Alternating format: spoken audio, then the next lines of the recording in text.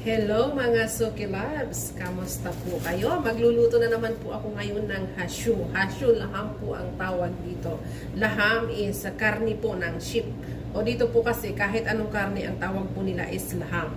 So, ngayon magluluto po ako ng laham ng sheep.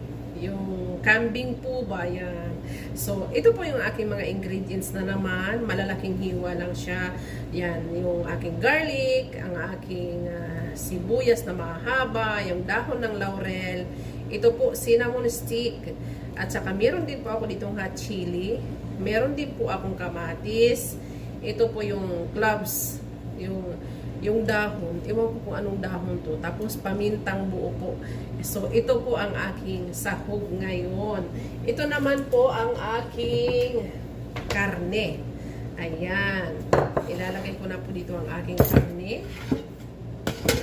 See? Ito po ang karne ng sheep. Alam nyo guys, dito sa kanila, ayaw nila nang tinatanggal ang taba pagka ganitong recipe kasi ang kanin daw walang lasa.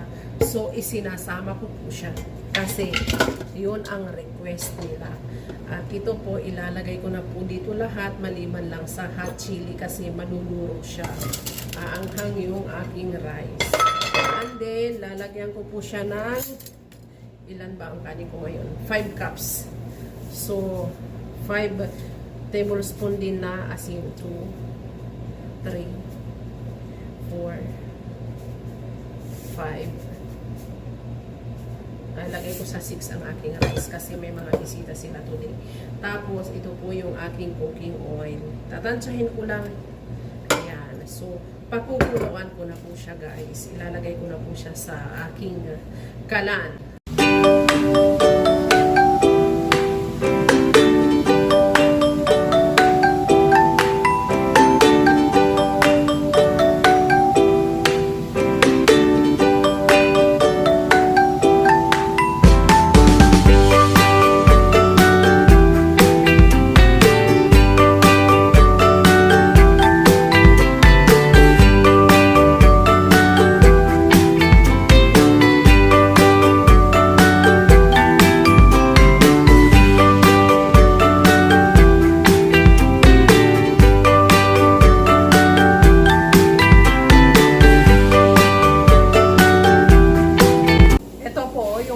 Kanina, ayan. Nilagay ko po siya sa oven, tapos sa broil ko lang po siya nilagay para medyo barbecue po ang dating. Ganito po ang ginagawa ko dito sa recipe po na ito ng aking hashu laham. Then, saka ko na po siya ilalagay.